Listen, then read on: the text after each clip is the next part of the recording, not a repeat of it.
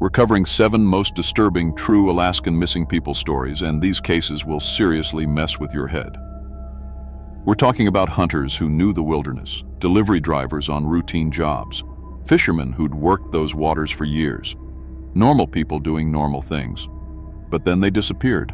Some left behind clues that make zero sense, footprints that just stop in the middle of nowhere, voices heard calling from empty woods, stuff found in places that's impossible to reach. Others, gone without a single trace. Here's what makes Alaska so terrifying. It's massive, freezing cold, and so remote that you could vanish and nobody would ever find you. And sometimes, the people who went searching, they disappeared too. Hit subscribe and turn on notifications because we bring you real cases with no easy answers. These are actual police reports and search missions still open today. Let's begin.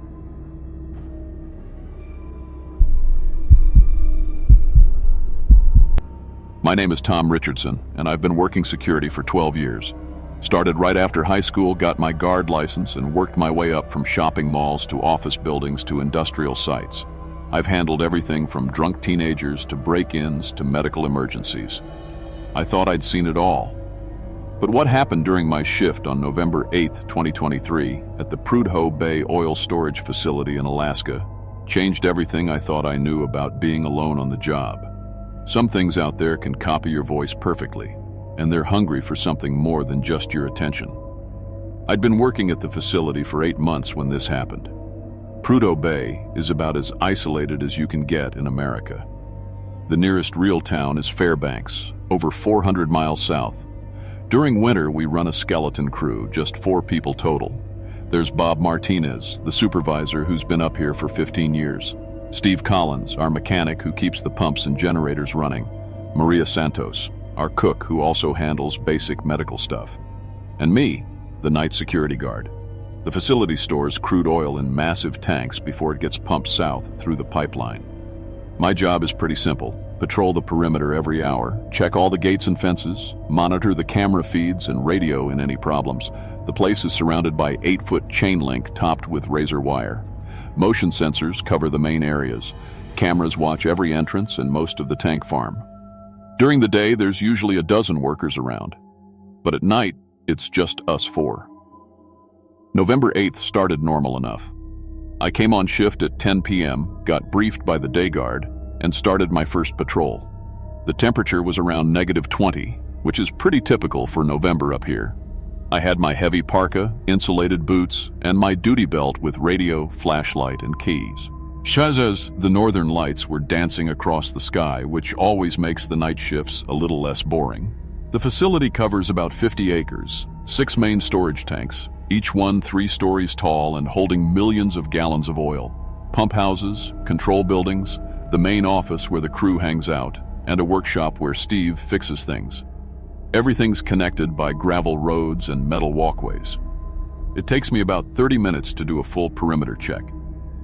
At 11 p.m. I was making my second patrol when I heard my own voice calling from the direction of tank number 4. "Tom, come here, I need help." I stopped dead in my tracks. It was my voice. Not similar to my voice, not someone doing an impression. It was exactly my voice, down to my accent and the way I say "here" with that slight Midwestern drawl. I keyed my radio. "Bob, you copy?" "Yeah, Tom, what's up?" "Did you just call for me?" "Nope, been in the office the whole time. Why?" I looked toward tank 4. The floodlights lit up the area pretty well, but there are always shadows between the pipes and equipment. I heard someone call my name, sounded like they needed help. Could have been Steve or Maria. Want me to check? "Yeah, if you don't mind." I heard Bob's voice over the facility intercom system. "Steve, Maria, either of you need Tom for something?" Steve's voice crackled back. "Negative, I'm in the workshop."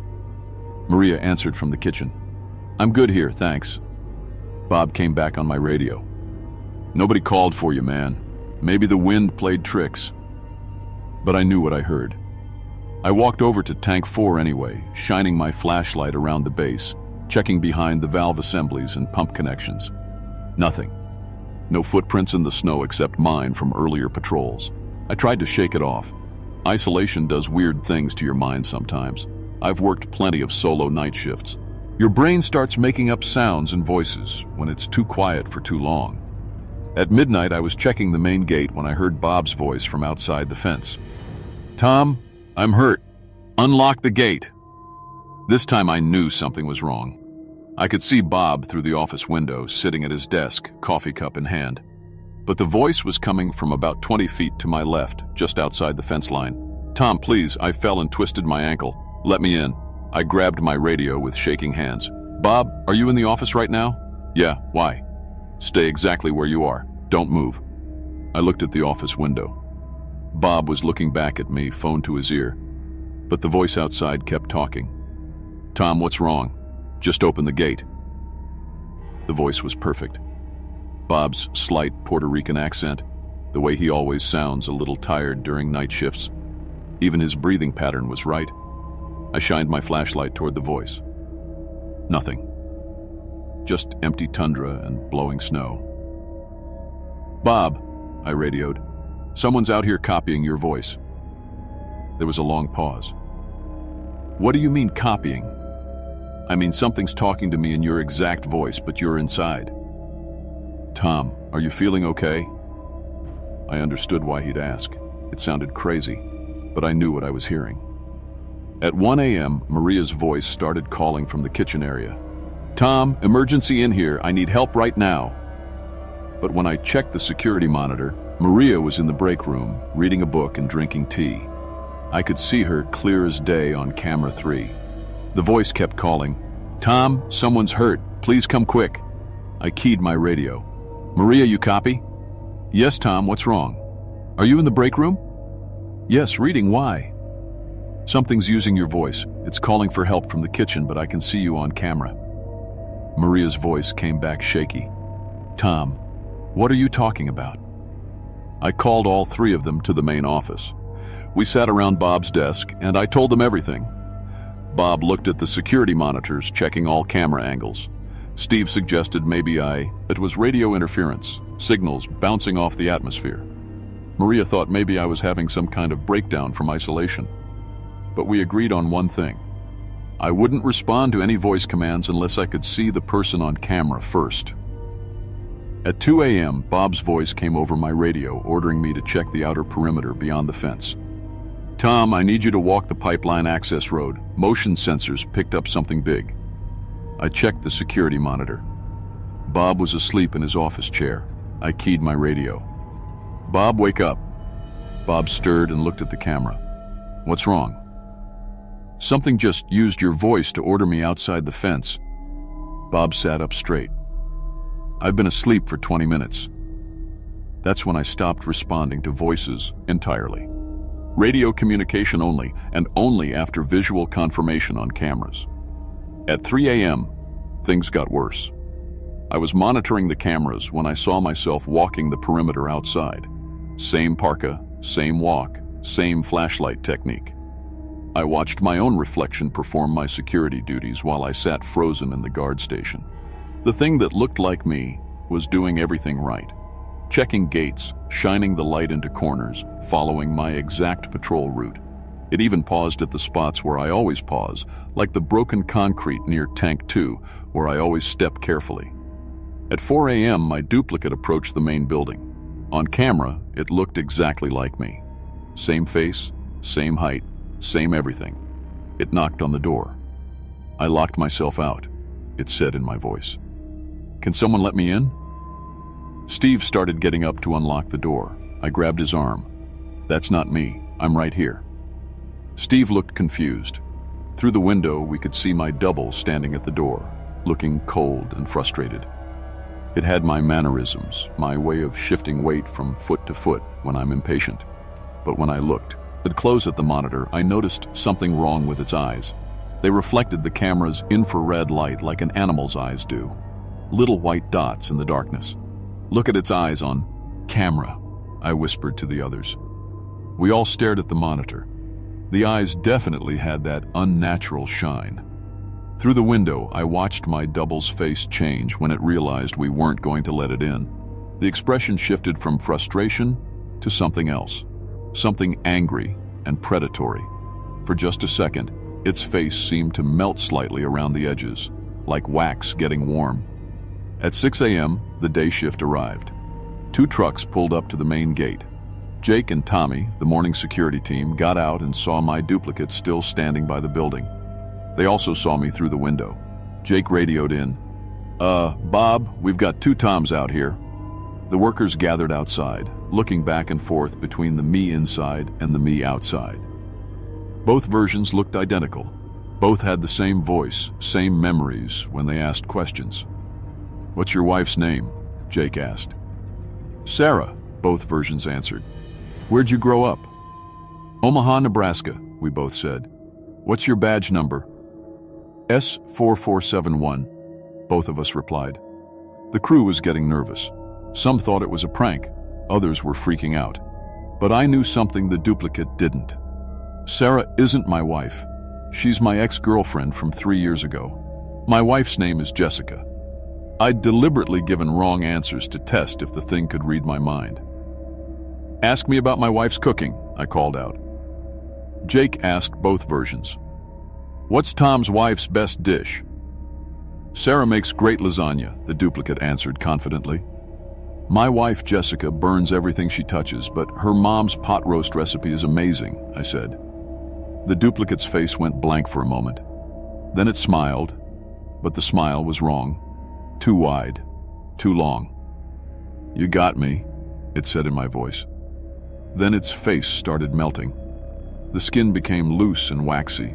The features shifted and ran together like makeup in the rain. Underneath was she, something pale and smooth, with 2 large black eyes and no real nose or mouth, just slits. The workers backed away as the thing's whole body started changing. It shrank down, bones cracking and reforming. Within seconds, it had turned into an Arctic fox with white fur and black eyes. The fox looked at us for a moment, then turned and ran toward the tundra. It moved wrong, though, too fast and with an unnatural gait. In the distance, I could swear I heard it calling in my voice. "Tom, come here. I need help." I quit that job the next day, moved back to Omaha, got work at a regular office building downtown, normal security work with normal problems. But 6 months later, I started getting phone calls. Always late at night, always the same voice. My voice, calling from numbers that don't exist, saying things I never said. "Tom, come here, I need help." I don't answer unknown numbers anymore. But sometimes, when I'm walking to my car after a late shift, I hear my own voice calling from empty parking lots and dark alleys. The thing is still out there, somewhere in Alaska, still learning, still copying, still hungry for something I don't understand. If you work security anywhere isolated, remember this. If you hear your own voice calling to you from the darkness, don't follow it. Because whatever's out there wearing your face and speaking your words, it's not trying to help you. It's trying to replace you.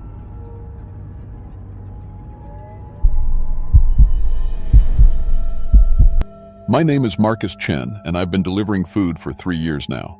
Started with DoorDash when I was 21, right after dropping out of college. Wasn't proud of it, but the money was decent, especially during busy times.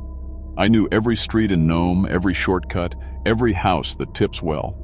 I delivered to fancy hotels, tiny apartments, even government buildings. Nothing scared me anymore, or so I thought. What happened during the 2024 Iditarod changed everything I thought I knew about my job. Some places aren't meant for the living to visit. The setup. March in Nome means one thing: Iditarod season. The whole town goes crazy. Tourists everywhere, hotels packed, restaurants slammed. For drivers like me, it's like Christmas. I was pulling in $200, $300 a day easy, sometimes more. My girlfriend Sarah kept saying I should save it for college, but honestly, I was thinking about making this full-time. My car was nothing special.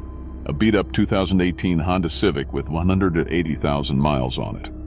But it ran good, had decent heat, and the trunk fit plenty of food bags. I kept my phone mounted on the dashboard, always charged, with a backup battery pack. DoorDash app running 24/7. Radio tuned to the local station for weather updates. In Alaska, you don't mess around with weather. The morning of March 12th started normal. Cold as hell, about 15 below, but clear skies. Perfect delivery weather. I'd already done 6 runs by lunch, mostly to the hotels downtown. Easy money. Around 3:30, I was parked outside McDonald's, engine running, scrolling through my phone when the next order popped up. Holy crap, I said out loud. The tip was $50 for a single order. The address showed Cabin 15 Teller Road. I knew Teller Road. It headed west out of town toward the coast. Never delivered out there before, but $50 was $50. The order was simple: 2 burgers, fries, and drinks from the diner on Front Street.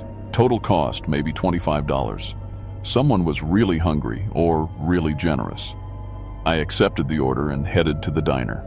The guy behind the counter, Jimmy, raised his eyebrows when he saw the address. Cabin 15? You sure about that? Yeah, why? He shrugged. Just pretty far out there. Make sure you got gas. I laughed it off. My tank was full, and I had my emergency kit in the trunk. Blankets, water, energy bars. Standard Alaska stuff. I loaded the food into my insulated bag, checked that everything was secure, and headed out. First signs Teller Road starts normal enough. Paved for the first few miles, then turns to gravel. The GPS on my phone showed 8.2 miles to the destination. Not too bad. I'd done longer runs. But as I drove, things felt off. The radio started crackling with static about 2 miles out. I tried switching stations, but they were all fuzzy. Even the emergency channel was coming in broken. Weird, I muttered, adjusting the antenna. Sometimes the mountains messed with signals, but I'd never had problems this close to town. The road got rougher as I went. More potholes, deeper snow on the sides. I passed a few other cabins, but they looked empty. No smoke from chimneys, no vehicles. Just dark windows staring out at the road. My phone GPS started acting up around mile 6. The little blue dot kept jumping around like it couldn't figure out where I was. The estimated arrival time kept changing. First 4:10, then 4:15, then back to 4:08. I slowed down, checking the road signs. There it was. Cabin 15, 0.2 miles. The turnoff was barely visible, just 2 tire tracks in the snow leading into some trees. I hesitated for a second. This didn't look like a place where people lived, but $50 was $50, and I'd driven this far already. I turned in, my Honda bouncing over the rough track.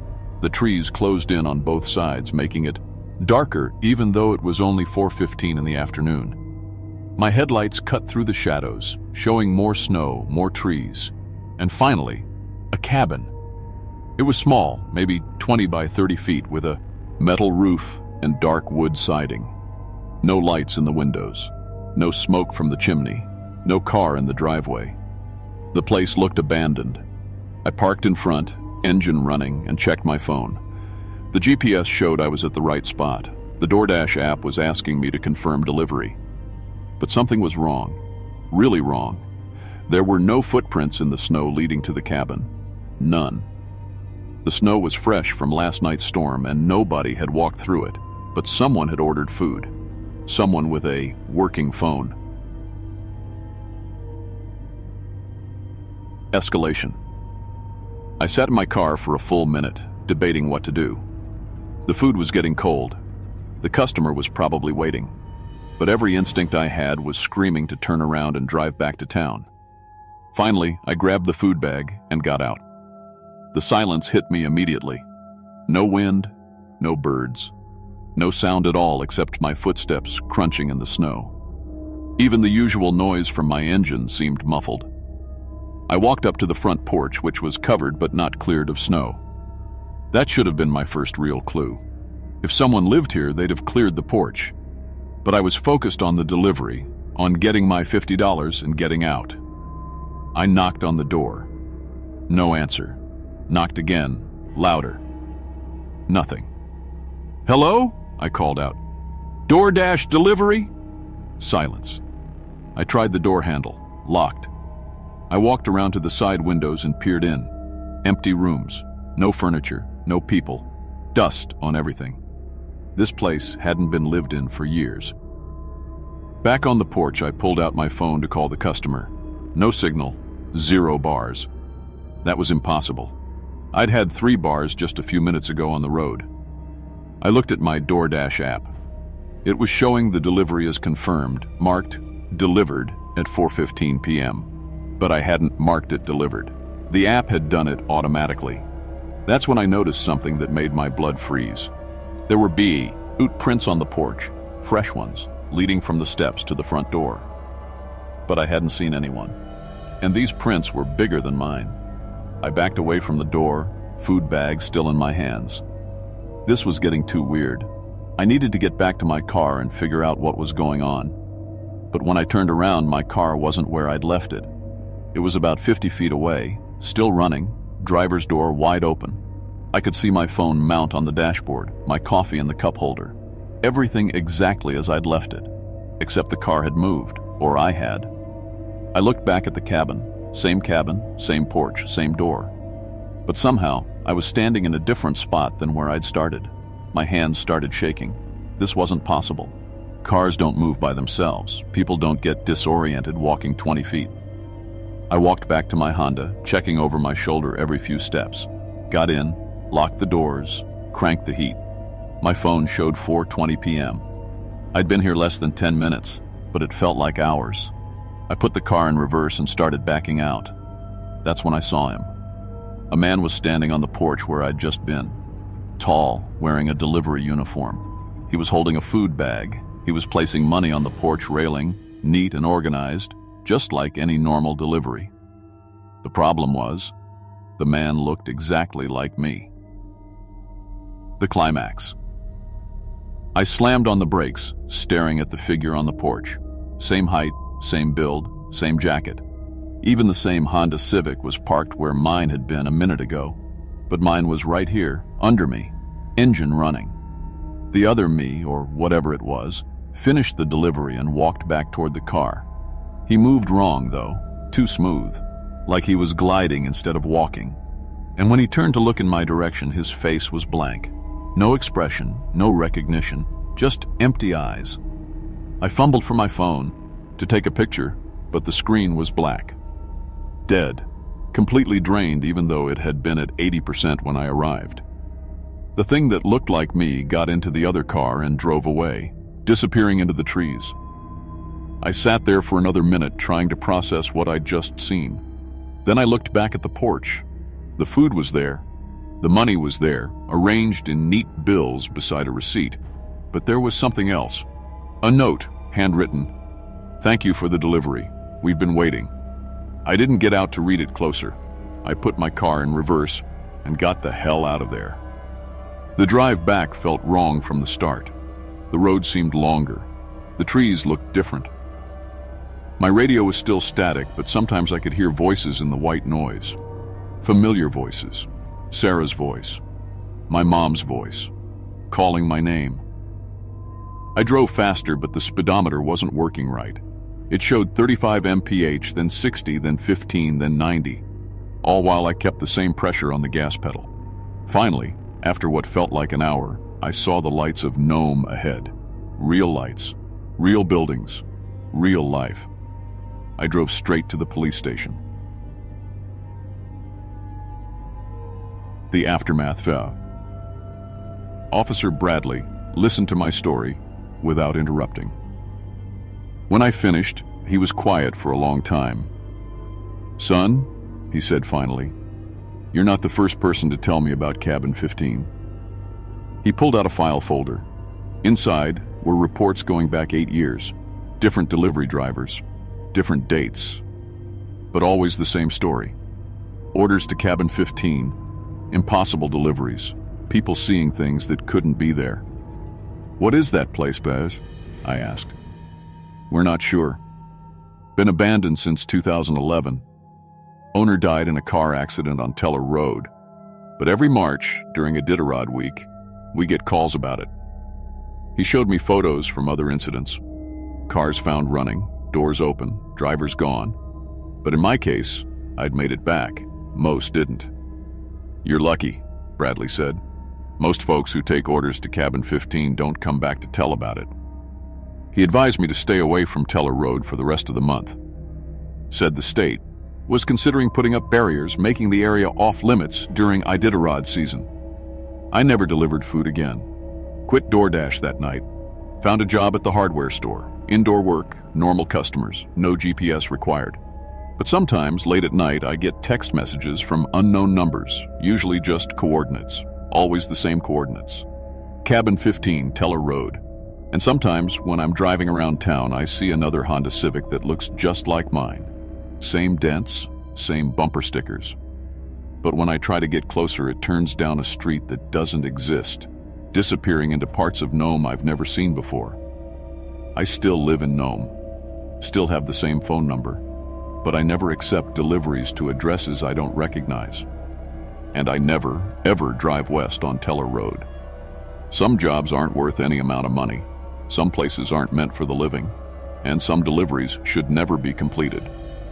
If you're ever in Nome during Iditarod week and you see an order for Cabin 15 on Teller Road, don't take it. Turn off your app. Go home. Trust me on this. The tip isn't worth what you might find waiting for you in those woods, or what might find you.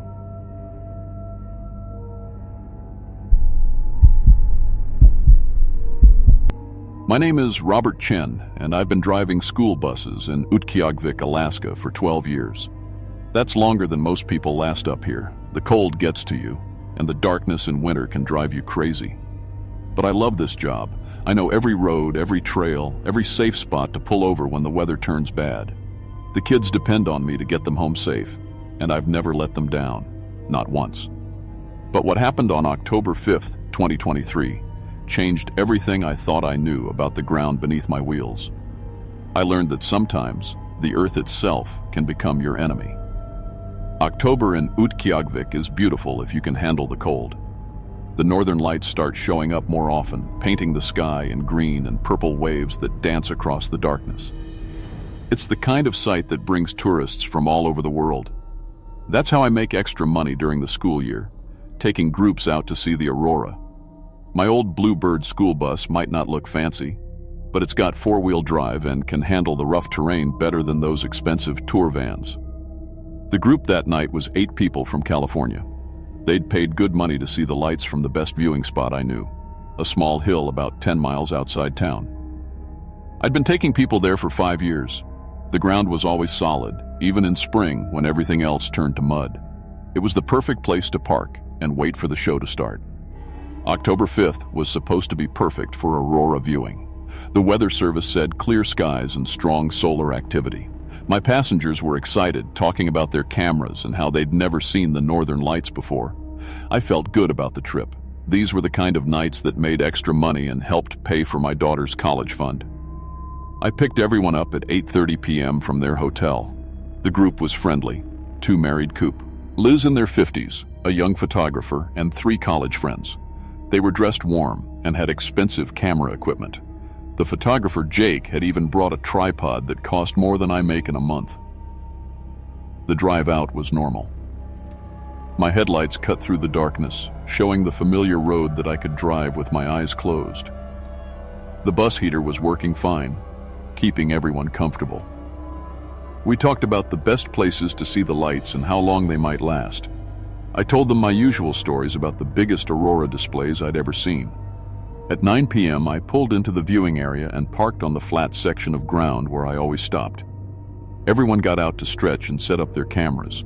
The air was crisp and still, about 15 degrees below zero. Perfect conditions. I kept the bus running to keep it warm. That's standard procedure when you're planning to stay in one spot. The first signs of aurora appeared right on schedule at 9:30.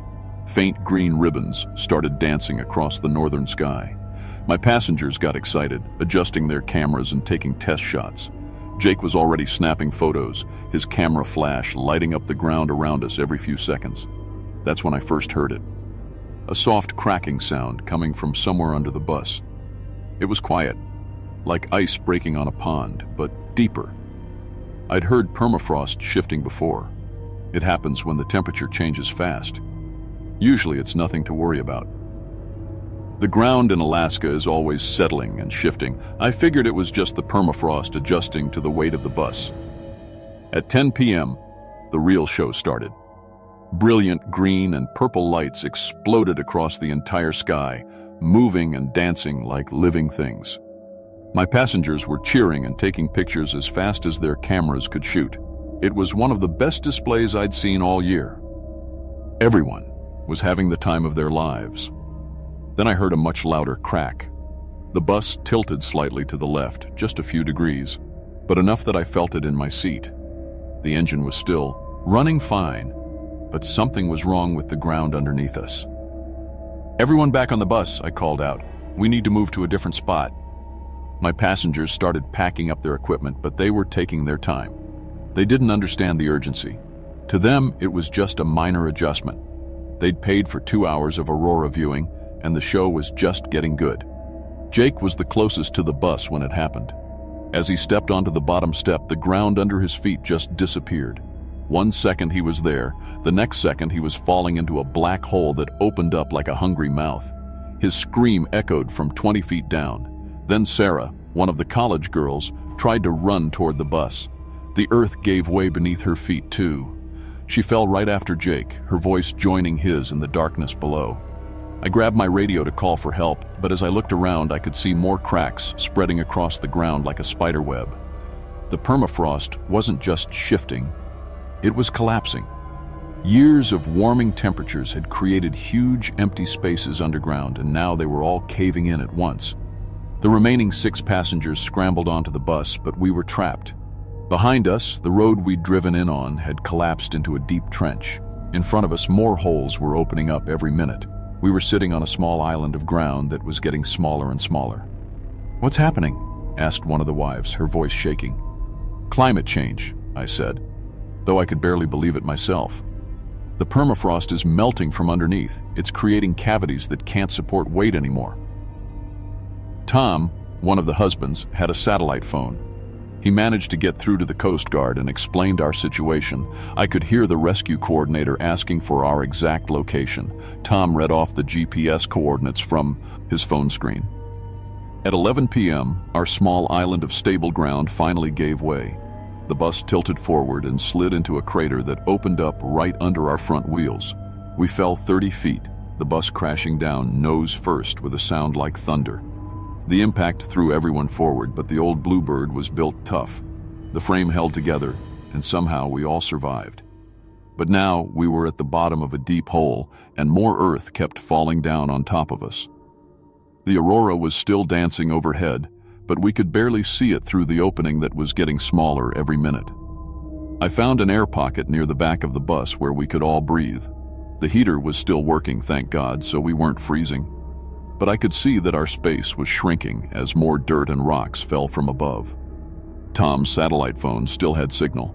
He sent our new GPS coordinates to the Coast Guard before the battery died. We could hear helicopters overhead, but they couldn't see us. The collapse had buried our bus completely under tons of earth. The rescue teams on the ground couldn't reach us either. Every time they tried to get close, more ground would collapse. It was like the earth itself was fighting against them. As the hours passed, I realized what was really happening. This wasn't just bad luck or a freak accident. The warming climate had been slowly melting the permafrost for years, creating a network of underground cavities that nobody knew about. Our bus had been the final weight that triggered a massive collapse. At 2 a.m., I heard voices and machinery above us. The rescue team was using ground-penetrating radar to locate exactly where we were buried. They'd brought in specialized mining equipment that could dig down to us without causing more collapses. We were 40 feet underground by then, trapped in what was left of my bus. The air was getting thinner, and I could tell that some of my passengers were struggling to breathe. I kept talking to them, trying to keep everyone calm and awake. At 4 a.m., I heard drilling sounds directly above us. The rescue team had reached us, but it was almost too late. 5 of my passengers had already passed out from lack of oxygen. By the time they pulled me out, I was the only one still conscious. Jake and Sarah, who fell into the first sinkhole, were found alive but injured. The specialized rescue team managed to reach them too, but the others didn't make it. The collapse had been too fast, and there wasn't enough air to keep everyone alive. I spent 3 weeks in the hospital with broken ribs and lung damage from breathing dust and limited oxygen. When I got out, the company offered me a desk job, but I couldn't take it. Every time I sat in the driver's seat of a bus, I could feel the ground shifting underneath me. The investigation showed that climate change had been weakening the permafrost for decades. What happened to us was just the beginning. Scientists predict that more collapses will happen as the Earth continues to warm and the frozen ground melts. I don't drive buses anymore. I work at the airport now where the ground is solid concrete. But sometimes, late at night when the northern lights are dancing, I think about that October evening. I remember how beautiful it looked right before the Earth opened up and swallowed us whole. The company still runs aurora tours, but they don't go to that viewing spot anymore. The whole area has been marked as unstable. Sometimes I drive past it on my way to work, and I can see where the Earth has continued to collapse. The hole is even bigger now, and the ground around it keeps cracking. If you ever take a tour to see the northern lights in Alaska, ask your driver about the ground conditions. Ask them how long they've been using that viewing spot. Because the Earth up here isn't solid anymore. It hasn't been for years. And when the permafrost finally melts completely, we're all going to find out what's been sleeping underneath our feet all this time.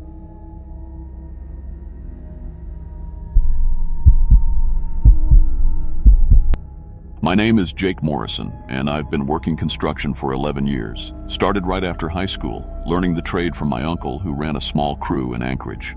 I got my heavy equipment license when I was 22, and I've operated everything from mini excavators to those massive Caterpillar dozers. I've worked on apartment buildings, shopping centers, and dozens of housing developments across Alaska. The pay is good, the work keeps you strong, and there's something satisfying about building something that'll last. I thought I'd seen everything that could go wrong on a job site. Cave-ins, equipment failures, accidents that make your stomach turn. But what happened on July 18, 2023, in Eagle River changed everything I thought I knew about what lies beneath the ground we build on. Some things should stay buried. The Eagle River Estates project was supposed to be routine, just another subdivision going up on the north side of town. 32 houses on quarter-acre lots. The developer wanted them finished before winter, which gave us a tight schedule, but nothing we couldn't handle. I was running the Caterpillar 320 excavator, the workhorse of our operation. Been using that machine for 3 years, knew every lever and hydraulic system by heart. Our crew was 8 guys total. Tommy Vasquez was the foreman, been doing this for 25 years and never missed a deadline.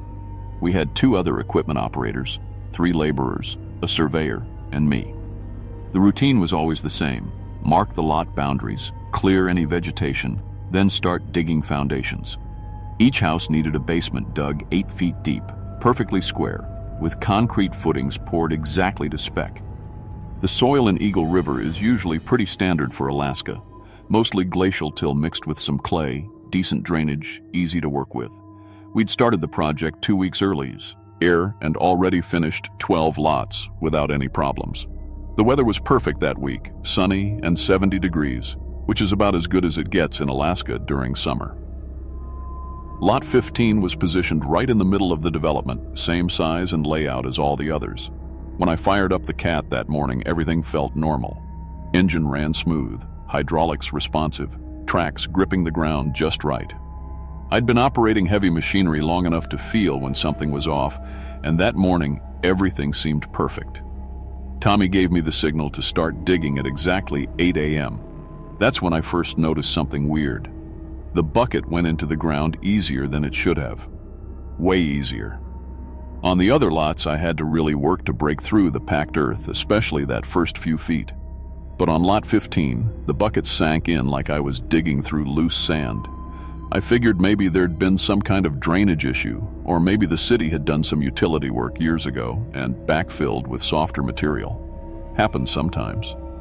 So I kept digging, but I had to slow down because the excavator was sinking deeper with each scoop than my controls were telling it to.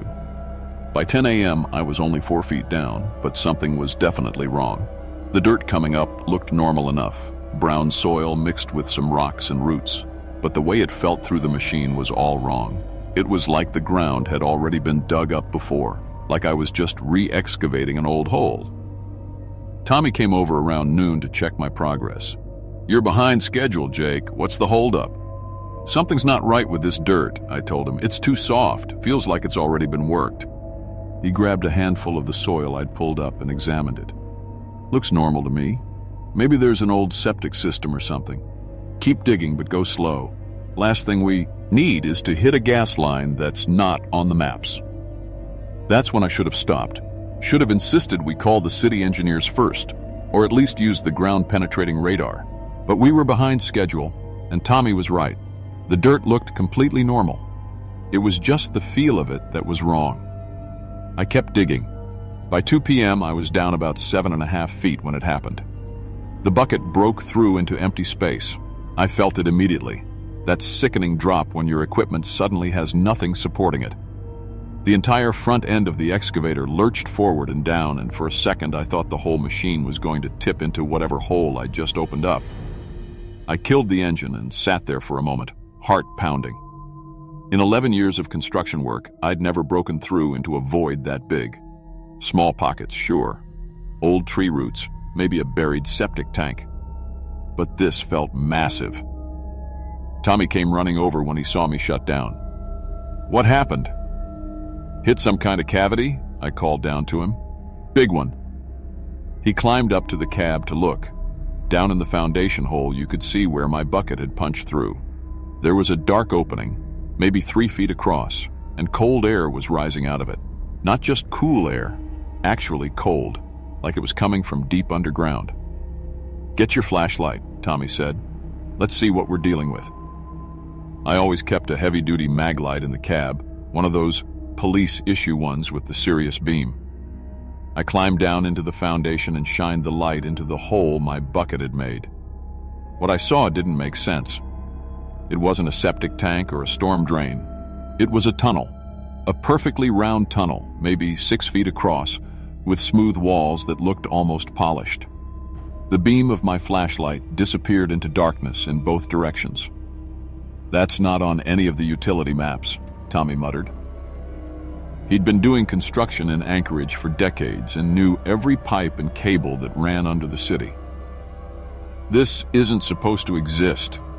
The walls of the tunnels were too smooth, too perfect. They looked almost carved, like someone had used some kind of boring machine to cut through the earth. But the finish was wrong for any equipment I knew about. It was more like the walls had been worn smooth by something moving through them over and over again. Tommy called the city engineers from his truck. Took them 40 minutes to get to the site, and another hour for them to run through every utility map and survey record they had. Nothing. No record of any tunnel or drainage system in that location. No construction permits. No abandoned infrastructure. Nothing. "We need to explore it," the lead engineer said. "Figure out what we're dealing with before we can proceed with construction." That's when I made the mistake that almost cost me my life. I volunteered. "I'll go down," I said.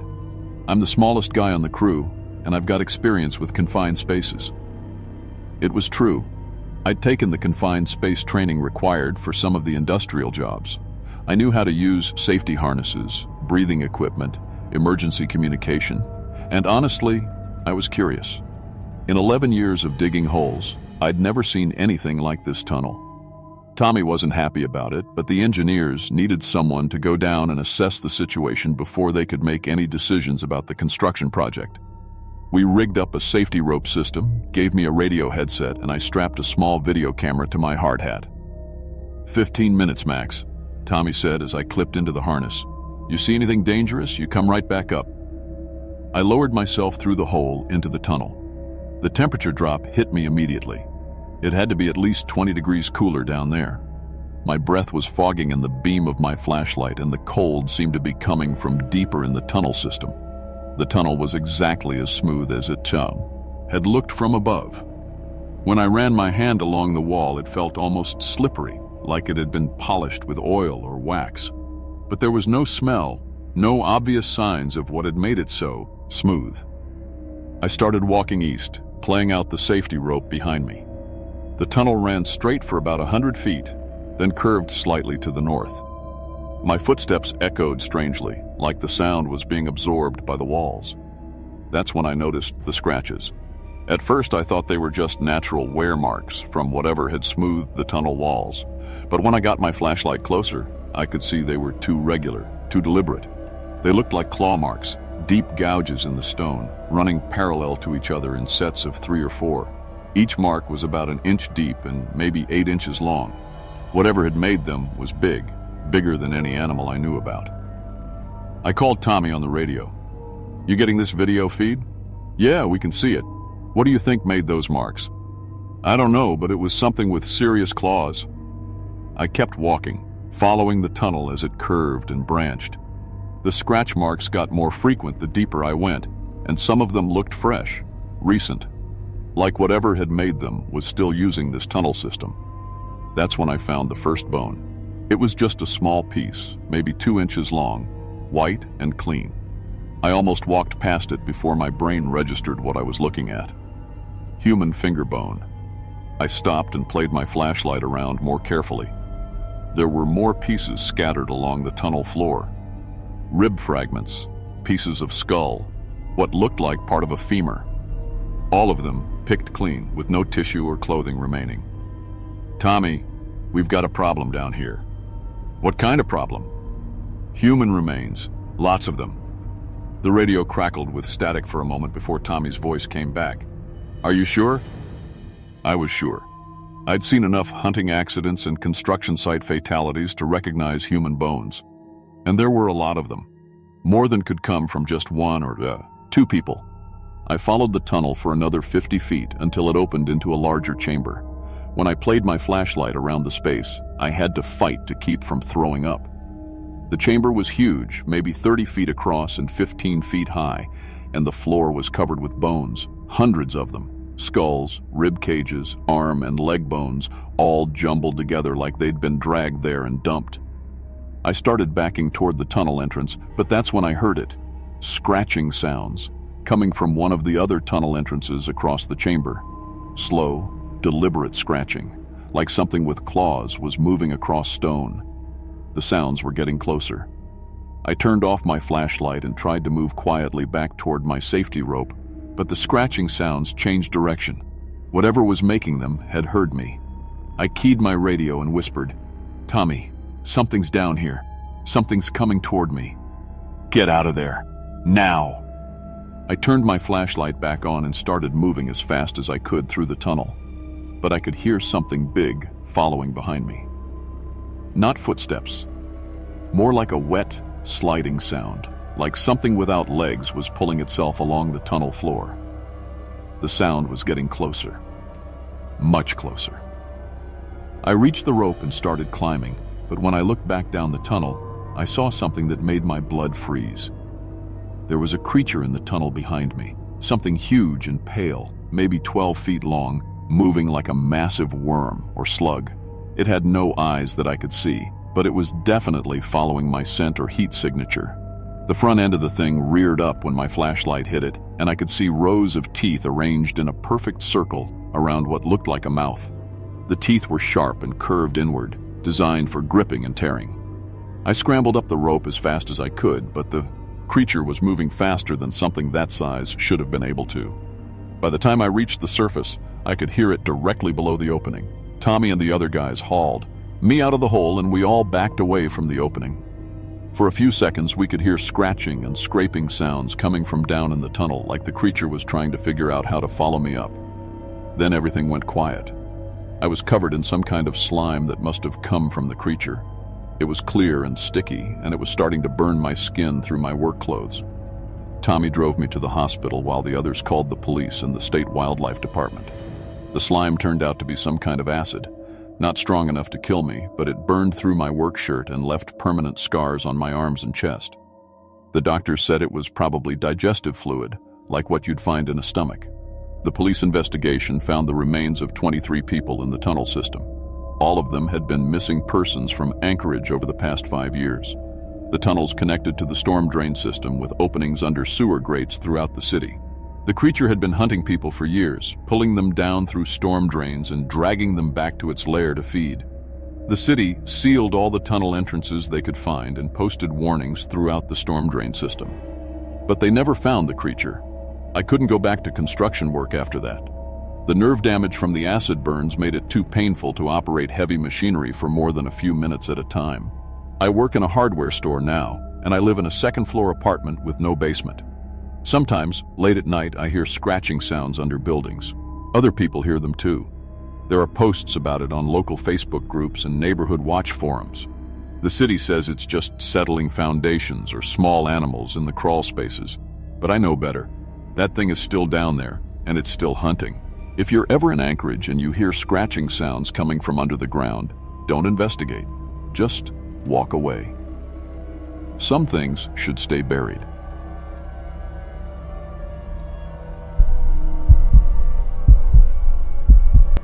My name is Lisa Chen, and I've been driving taxi for 12 years here in Juneau, Alaska. I started when my daughter Emma was just 3 years old. Her dad left us, and taxi driving was one of the few jobs that let me work nights while she slept. The money isn't great, but it pays the bills, and I know these streets better than anyone. I've seen everything in this job. Drunk tourists who can't find their cruise ship, locals who need rides to the hospital at 3 a.m., fight couples screaming at each other in my back seat. I've had people throw up, pass out, and try to skip out without paying. I thought I'd handled every type of passenger you could imagine. I was wrong. What happened on September 14th, 2023 changed everything I thought I knew about this job. It made me realize that some passengers aren't passengers at all, and some rides don't end where they're supposed to. September 14th started like any other night. It was cold, even for Alaska in September. The temperature had dropped to about 35 degrees, and there was that bite in the air that meant winter was coming fast. I'd been driving since 8 p.m., mostly picking up people from the bars downtown. My taxi is a 2018 Ford Crown Victoria. Nothing fancy, but it's reliable. The heater works, the radio picks up all the local stations, and the GPS usually gets me where I need to go. I keep it clean because people judge you by your car. A dirty taxi means lower tips. The Alaskan Hotel sits right in the heart of downtown Juneau. It's an old building, built back in 1913. The lobby has dark wood and old paintings, and it always smells like coffee and cleaning supplies. I pick up fares there all the time. Hotel guests going to the airport, or heading out to dinner, or just exploring the city. At exactly 2 a.m., my dispatch radio crackled to life. "Lisa, you got a pickup at the Alaskan Hotel. Customers waiting outside." "Copy that," I said, and drove the 3 blocks over. When I pulled up, I saw an elderly woman standing by the hotel entrance. She was wearing a heavy winter coat, dark blue and puffy, the kind tourists buy when they realize Alaska is colder than they expected. She had gray hair and looked to be in her 70s. Nothing unusual about that. Lots of older folks stay at the Alaskan. I rolled down my passenger window. "You need a taxi?" She nodded and got in without saying anything. The dome light came on when she opened the door, and I got a good look at her face. Pale skin, deep-set eyes, thin lips. She looked tired, like she'd been traveling all day. "Where to?" I asked. "Douglas," she said. Her voice was quiet, almost a whisper. 2247 Cottage Avenue. Douglas is across the Gastineau Channel from Juneau. You have to take the Douglas Bridge to get there. It's about a 15-minute drive, depending on traffic. At 2 a.m., the roads would be empty. I put the car in drive and started heading toward the bridge. That's when I noticed the first strange thing. She never blinked. I kept glancing in my rearview mirror, and she was just staring straight ahead, not looking out the windows at the city lights, not checking her phone, not doing anything, just staring. And I never saw her blink once. People blink. It's automatic. Even when you're tired, even when you're zoned out, you blink. But not her. I told myself she was probably just exhausted. Maybe she'd been traveling for hours and was running on no sleep. Some people get that 1,000-yard stare when they're really tired. But it bothered me. Then I noticed something else. In my rearview mirror, she looked different than when I glanced back at her directly. When I turned around and looked at her with my own eyes, she looked like a normal, elderly woman. Gray hair, wrinkled skin, tired eyes. But in the mirror, she looked younger. Her skin was smoother, almost pale white. Her hair looked darker, and her eyes. In the mirror, her eyes looked completely black. I blinked hard and looked again. Direct view. Elderly woman. Mirror. Young woman with black eyes. Must be the streetlights, I said to myself. Sometimes the way light hits the mirror can play tricks on you, especially at night with all the sodium lights and LED streetlights around the city. They can make colors look weird. We were approaching the Douglas Bridge when she spoke again. "Stop at the scenic overlook," she said. "There's a small parking area about halfway across the bridge where people can pull over and look at the water. It's popular during the day with tourists who want to take pictures. At night, it's usually empty." "The overlook?" I asked. "I thought you wanted to go to Cottage Avenue." "I want to see the water," she said. That's when I noticed her voice sounded different. It still sounded like an old woman, but there was something underneath it, like there were other voices mixed in, all talking at the same time, but so quiet you could barely hear them. I pulled into the overlook and stopped the car. The water was dark and choppy below us. You could hear it hitting the rocks, even through the closed windows. "Here we are," I said, turning around to face her. The passenger seat was empty.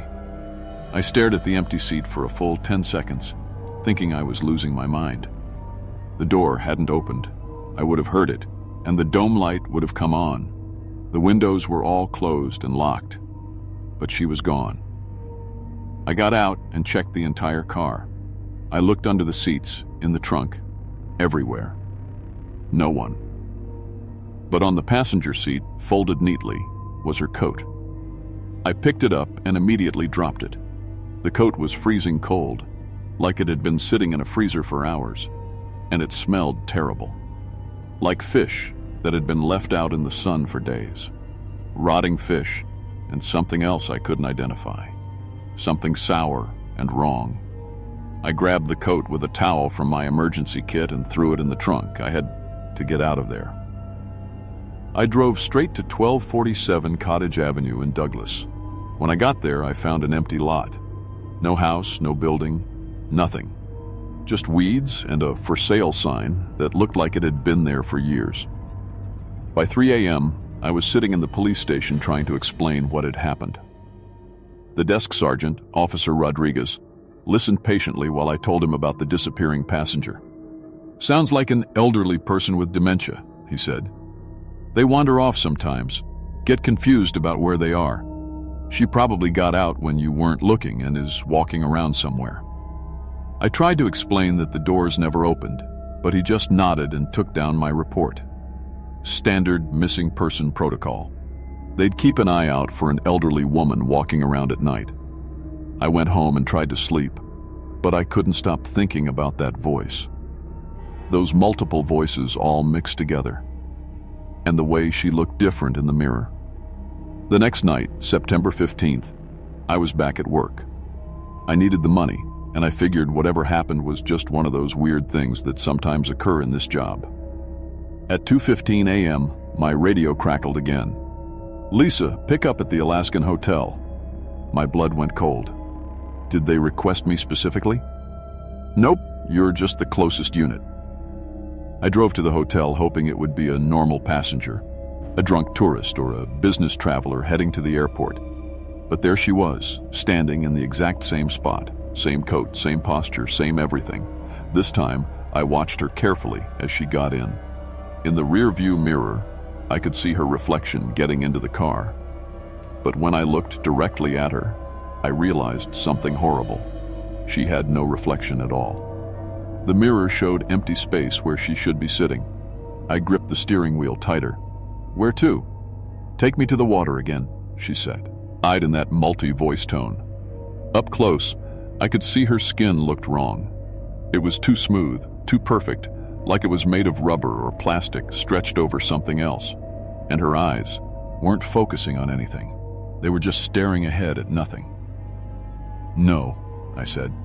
"I'm not going to the bridge. Tell me where you really want to go or get out of my car." She turned her head toward me for the first time. As she did, her face started to change. Her features began melting and reforming like wax under heat. Her nose became smaller, then larger. Her mouth stretched wider than any human mouth should go. "You can't make me leave," she said. But now she was speaking in my own voice. Exactly my voice, with my accent, my tone, everything, like she was mimicking me perfectly. I slammed on the brakes and reached for my door handle, but the thing wearing the woman's appearance lunged at me across the front seat. Its face was still changing, features sliding around like they weren't attached to anything solid underneath. I swerved hard to the right to avoid it, and we hit the guardrail on the side of the road. The impact wasn't hard enough to deploy the airbags, but it was enough to throw the creature off balance. When I looked up, it was gone. Not through the door, not through the window. It just disappeared like smoke. I sat there shaking for I don't know how long. Eventually I heard sirens. Someone had seen the accident and called 911. The paramedics checked me out while the police looked at my car. Officer Rodriguez was there again. "Passenger door is still locked from the inside," he told me. "How did your fare get out?" I didn't even try to explain this time. I just said I swerved to avoid hitting a deer, but the next day I got a call from Officer Rodriguez. He sounded confused. "Lisa, we reviewed the security footage from the Alaskan hotel. The camera shows your passenger getting into your taxi at 2:15 a.m. "Okay," I said, "but it also shows the same woman entering the hotel lobby at exactly 2:15 a.m. at the exact same time." I didn't know what to say to that. "We checked with the hotel," Rodriguez continued. "A woman matching that description was found dead in room 237 3 years ago. Margaret Olson, age 73. She drowned in the bathtub. The hotel staff found her body 3 days later." I hung up the phone and sat down hard in my kitchen chair. That evening, I drove to the TRUE Alaska Heritage Institute and asked to speak with Thomas Anderson, a Tlingit elder I'd given rides to before. Thomas knows all the old stories, the traditional beliefs that most people have forgotten. I told him everything that had happened. When I finished, Thomas was quiet for a long time. "Kushtaka," he finally said. "What's that?" "Shape-shifting otter spirit. Very old, very dangerous. They take the form of dead people to lure victims to the water. Once you're in the water with them, you drown, and they take your spirit energy to become stronger. Why would it target taxi drivers? Because you go where people tell you to go. You trust your passengers, and you drive alone at night." Thomas shook his head. "It's the perfect hunting ground for a kushtaka." He leaned forward. "Lisa, you need to be very careful. Now that it knows you can see through its disguise, it will try harder. It wants you specifically now." Over the next week, I did some research. I called taxi companies in other parts of Alaska and asked if any of their drivers had reported strange passengers. What I found out made my blood run cold. 8 other taxi drivers had reported picking up the exact same elderly woman over the past 3 years. All of them described the same thing: a woman wanting to go to the water, strange voices, and then disappearing from a locked car. 7 of those drivers had quit the taxi business within a month of the incident. The 8th driver, Robert Hayes from Anchorage, had disappeared completely. His taxi was found empty at a scenic overlook near the Nick River. The passenger door was locked from the inside, and his body was never found. I quit driving taxi the next day. I now work the morning shift at a coffee shop downtown. Normal hours, normal customers, normal everything. I don't work nights anymore, and I don't drive strangers around the city. But sometimes, when I'm walking to my car after work, I catch a glimpse of an elderly woman in a dark blue coat standing near the Alaskan hotel. She's always just at the edge of my vision, and when I turn to look directly, she's gone. Thomas told me that once a kushtaka marks you, it never really gives up. It just waits for the right opportunity. So I stay away from the water at night. I don't drive alone after dark, and I never, ever pick up hitchhikers. Because some passengers aren't looking for a ride to their destination. They're looking for someone to take with them to the bottom of the channel. If you're a taxi driver or an Uber driver or anyone who gives rides to strangers, be careful who you let in your car. Look at them in your rear-view mirror. Make sure their reflection matches what you see with your own eyes. And if they ask you to take them to the water, don't go. Just drive away as fast as you can. Some fares aren't worth the money.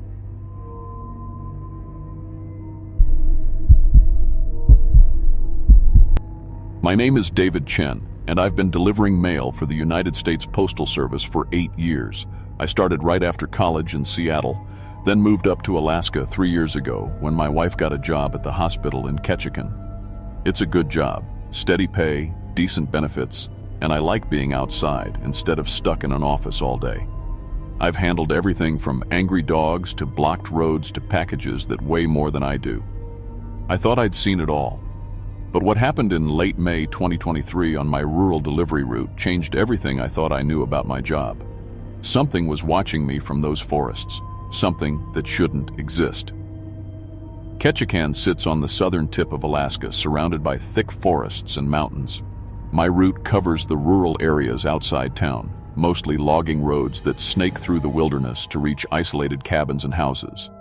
Some of these places are so remote that GPS doesn't work properly, and cell service cuts out completely once you're more than 5 miles from the main highway. My mail truck is a standard LLV, long life vehicle, one of those white Grumman trucks you see everywhere. It's got 180,000 miles on it and makes weird noises, but it's reliable. The thing was built like a tank back in 1987.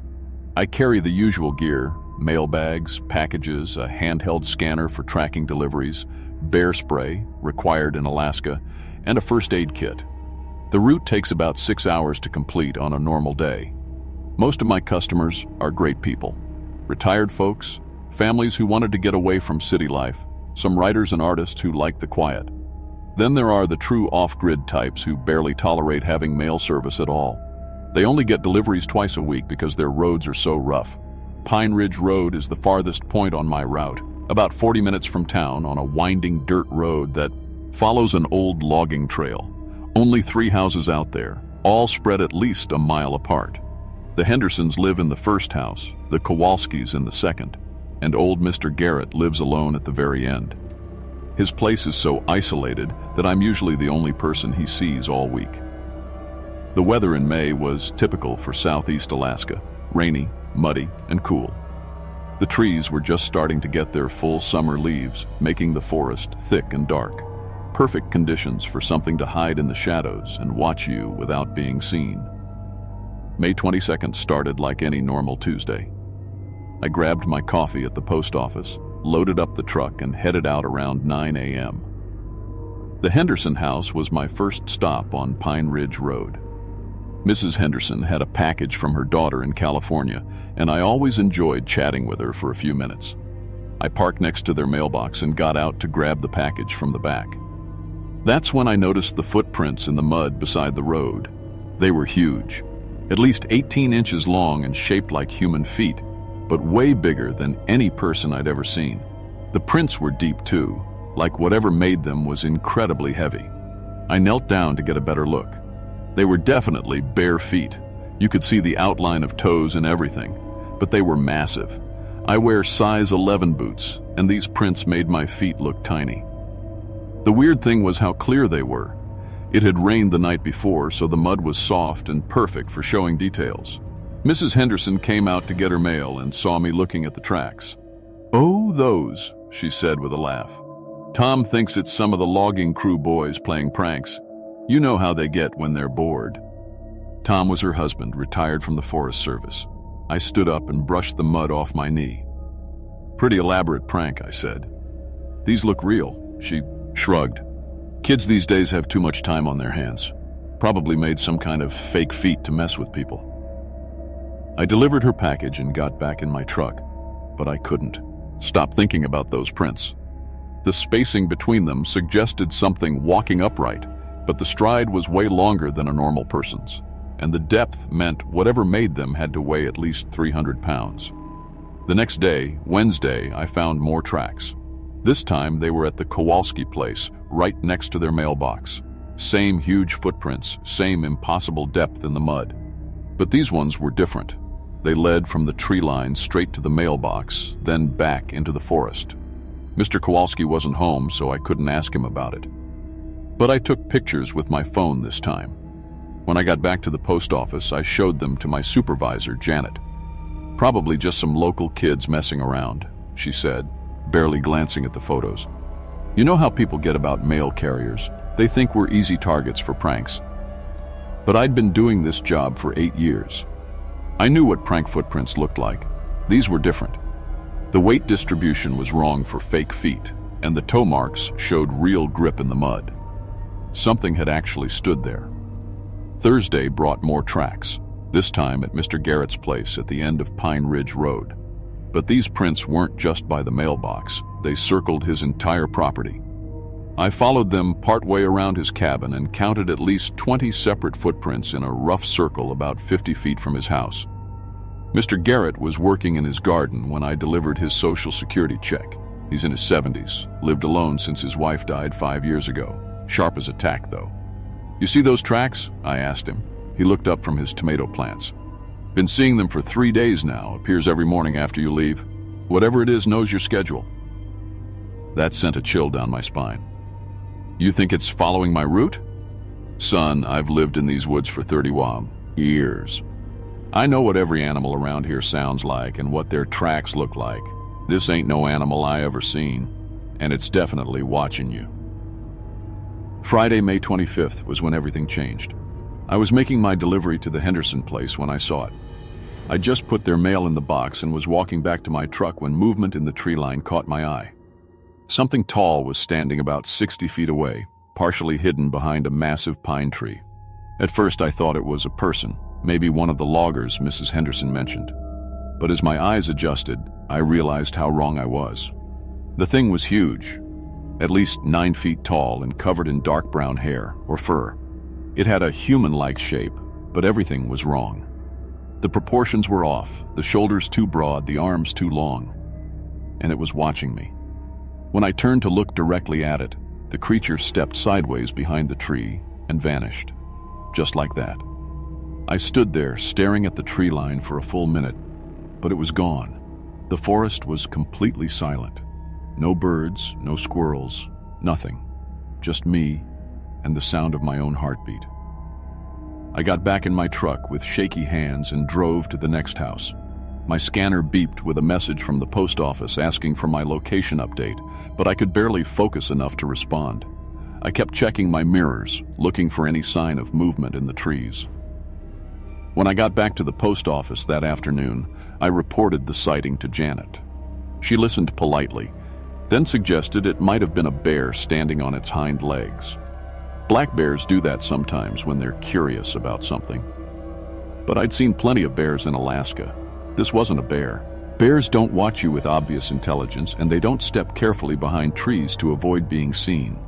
This thing knew I was looking at it and deliberately hid from me. Saturday was my day off, but I couldn't stop thinking about what I'd seen. I drove out to Pine Ridge Road on my own time just to look around. I didn't find any new tracks, but I had the strangest feeling I was being watched the entire time. Monday morning, May 28th, I arrived at the post office to find giant footprints all around my mail truck.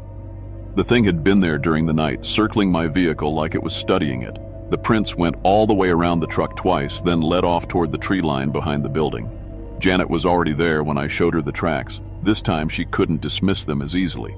The prints were clearly visible in the gravel parking lot, pressed deep into the soft ground where the recent rain had made it muddy. "I'm calling the police," she said. "This has gone from weird to concerning." The state trooper who responded was Officer Martinez. He took photos of the tracks and filed a report, but I could tell he thought it was some kind of elaborate hoax. "Probably teenagers with fake feet," he said. "We see this stuff around tourist season." But I knew better. Teenagers don't make 18-inch footprints that sink 3 inches into packed gravel. And they definitely don't do it without leaving any other evidence. No tire tracks from getting to the post office, no other footprints, nothing. That day on my route, things escalated. I was driving along Pine Ridge Road when I heard heavy footsteps in the forest, keeping pace with my truck. At first I thought it might be a moose. They're big enough to make that kind of noise. But moose don't follow delivery trucks for miles. The footsteps stayed parallel to the road, maybe 50 feet into the tree line. Every time I stopped to make a delivery, the sounds would stop too. When I started driving again, they'd resume. Whatever was out there knew exactly what I was doing and was matching my movements. At the Kowalski house, I found their mailbox completely destroyed. The metal post had been twisted like a pretzel, and the box itself was crumpled into a ball. and the damage would have required incredible strength, more than any normal person could generate, even with tools. Mrs. Kowalski was home this time and was pretty upset about the mailbox.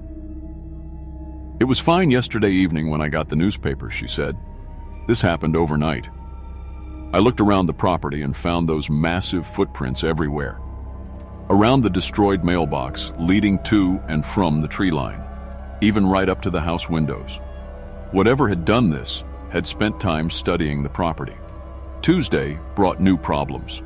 My handheld scanner started acting up. It would randomly beep and show error messages even when I wasn't using it. The GPS in my truck kept losing signal, even in areas where it normally worked fine. And my radio started picking up weird static that sounded almost like breathing. I was at Mr. Garrett's place when my truck decided to break down. The engine just died while I was parked in his driveway, and it wouldn't start again. The battery was fine, but something was wrong with the electrical system. All the dashboard lights were flashing randomly, and the radio was making that strange static sound. I called for a tow truck on my cell phone, but the call kept dropping. Finally got through on the third try and was told it would be at least an hour before they could reach me. Mr. Garrett invited me to wait inside, but I decided to stay with the truck. That's when I heard the trees crashing. Something big was moving through the forest about 100 yards away, snapping branches and pushing through the underbrush. The sound was getting closer, and I could hear heavy, deliberate footsteps between the crashes. Then it emerged from the tree line. The creature stepped out into the clearing about 50 feet from where I sat in my disabled truck. It was massive, definitely over 9 feet tall, and built like a linebacker. Dark brown, fur covered its entire body, and its face was somewhere between human and ape. But the eyes were completely human, brown and intelligent, and focused directly on me. We stared at each other, for what felt like forever but was probably only a few minutes. The creature didn't move aggressively, but it didn't back away either. It just studied me with those disturbingly human eyes, like it was trying to figure out what I was. I sat perfectly still, afraid that any sudden movement would trigger an attack. My bear spray was in the glove compartment, but I didn't dare reach for it. This thing was easily strong enough to tear my truck apart if it wanted to. Finally, it started walking toward me. Slow, careful steps that covered a lot of ground due to its size. When it got within 20 feet of the truck, it stopped and leaned down to look through the windows. Its face was only inches from the glass, and I could see every detail. The way its nostrils flared as it breathed, the texture of its fur, the obvious intelligence behind its eyes. Then, just as suddenly as it had appeared, it turned and walked back into the forest. By the time the tow truck arrived 30 minutes later, there was no sign it had ever been there except for the massive handprints on my windows. The tow truck driver was a local guy named Pete who'd been working these roads for 15 years. When he saw the handprints on my truck windows, his face went white. "Jesus Christ," he whispered. "How big were those hands?" I held up my own hand next to one of the prints. My fingers barely reached halfway up the palm print. "Big enough," I said. Pete hooked up my truck and we drove back to town in silence. But I could see him checking his mirrors constantly, just like I'd been doing all week. The next day, I requested a transfer to an urban route. Janet didn't ask many questions. I think she was relieved to have the whole situation off her hands. The post office officially blamed the incidents on wildlife activity and equipment malfunctions due to environmental factors. But the story doesn't end there. 2 weeks after I switched routes, I found those massive footprints in my own backyard. The creature had somehow tracked me to my house in town, 15 miles from Pine Ridge Road. The prints led from the tree line behind my property right up to my back door. My wife and I moved to Anchorage a month later. I told her it was for better job opportunities, but the real reason was those intelligent brown eyes staring at me through my truck window. Whatever that thing was, it knew who I was and where I lived. I still work for the Postal Service, but now I stick to city routes with lots of people around. Sometimes I wonder if other mail carriers in remote areas have had similar experiences. Maybe the thing on Pine Ridge Road wasn't unique. Maybe there are others out there, watching from the forest edges, studying our routines and trying to understand what we are. If you're a mail carrier or anyone else who works alone in isolated areas, trust your instincts. If you feel like you're being watched, you probably are. And if you ever see footprints that are too big and too deep to be human, don't try to explain them away. Just get out of there and don't go back. Some things are better left alone in the wilderness where they belong. The Postal Service never investigated what happened on Pine Ridge Road. As far as I know, the route is still being covered by another carrier. I hope whoever took over my route is more careful than I was. And I hope they never have to look into those intelligent brown eyes and wonder what comes next, because I'm still wondering the same thing myself.